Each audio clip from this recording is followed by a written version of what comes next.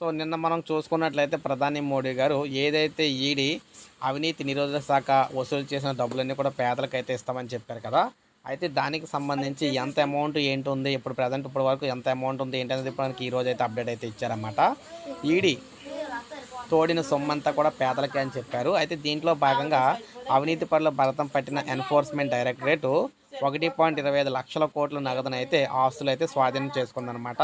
So నిన్న మనకి ఈ అమౌంట్ అయితే క్లియర్గా ఎంత అనేది అయితే తెలియదు, నిన్నైతే మామూలుగా చెప్పారు. ఇప్పుడు దానికి సంబంధించి 1.25 లక్షల కోట్లు అయితే ఉందన్నమాట. నగదు ఉంది, అదేవిధంగా ఆస్తులు కూడా స్వాధీనం చేసుకుంది ఈడీ. ఈ మొత్తం పేద వర్గాలకు పంచే యోచన అయితే చేస్తున్నాను, ఎలా పంచాలనే దానిపై కసరత్తు కూడా చేస్తూ ఉన్నాను. ఇప్పటికే న్యాయ సలహా కూడా తీసుకున్నాను. అంటే విధి విధానాలపై నిపుణులతోనూ కూడా చర్చిస్తూ ఉన్నాం.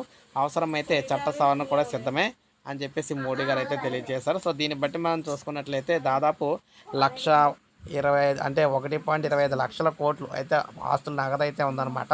ఆస్తులు కూడా ఉన్నాయి. ఈ లెక్కను మనం చూసుకున్నట్లయితే దాదాపు ఒక్కొక్కరి అకౌంట్లో కూడా 10 లక్షల పైనే పడే అవకాశాలు అయితే కనిపిస్తూ ఉన్నాయన్నమాట.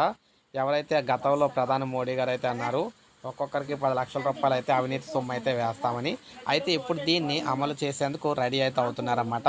ఆ లెక్కను చూసుకుంటే పేదలు ఎవరైతే ఉంటారో రేషన్ కార్డులు కలిగి బిలో పావర్టీ లైన్ అనమాట, బీపీఎల్ కార్డులు రేషన్ కార్డులు కలిగి ఉంటారో వారికి ఒక్కొక్కరికి 10 లక్షల పైనే ఇదే కార్యక్రమం చేస్తే ఒక్కొక్కరికి 10 లక్షల పైనే డబ్బులు అయితే పడే అవకాశాలు అయితే ఉంటాయన్నమాట.